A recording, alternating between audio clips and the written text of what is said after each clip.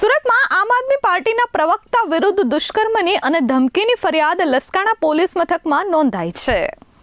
સુરતના લસકાણા વિસ્તારમાં આમ આદમી પાર્ટીના પ્રવક્તા કાળુભાઈ વઘાસિયા સામે દુષ્કર્મ અને ધમકીની ફરિયાદ નોંધાતા રાજકીય આલમમાં ખળભળાટ મચ્યો છે। પત્નીને છૂટાછેડા આપી તારી સાથે લગ્ન કરીશ તેવી માયાજાળ કાળુભાઈ વઘાસિયાએ રચી હોવાનું પીડિતાએ ફરિયાદમાં નોંધાવ્યું છે। લસકાણા વિસ્તારમાં રહેતી પીડિત મહિલાનો સંપર્ક કાળુભાઈ ચતુરભાઈ વઘાસિયાએ ડિસેમ્બર 2024માં સોશિયલ મીડિયાના માધ્યમથી કર્યો હતો।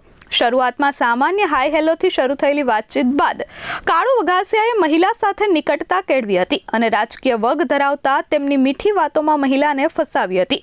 કાળુ વઘાસિયાએ મહિલા સમક્ષ પોતાના અંગત જીવનનું દુઃખ રેડ્યું હતું। તેણે જણાવ્યું હતું કે તેને પત્ની સાથે બનતું નથી અને લાંબા સમયથી તે પિયરમાં રહે છે। હવે તેને છૂટાછેડા આપી દેવાના છે અને તારી સાથે લગ્ન કરી તને પત્ની તરીકે સ્વીકારીશ તેવી લાલચ આપી મહિલાને પ્રેમજાળમાં ફસાવી હતી અને શારીરિક સંબંધો બાંધ્યા હતા।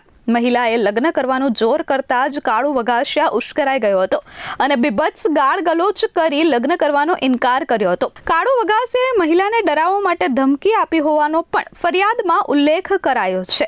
હાલ સમગ્ર મામલે પોલીસે તપાસ શરૂ કરી છે।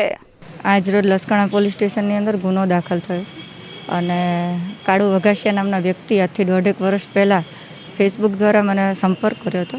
સંપર્ક કર્યા પછી વારંવાર મારી સાથે લગ્નની લાલચ આપી અને શરીર સંબંધ બાંધ્યા છે અને જ્યારે પણ આપણે લગ્નની વાત કરી ત્યારે હરેક વખત એવું કીધું છે કે હું રાજકીય છું, તારાથી કંઈ જ નહીં થાય।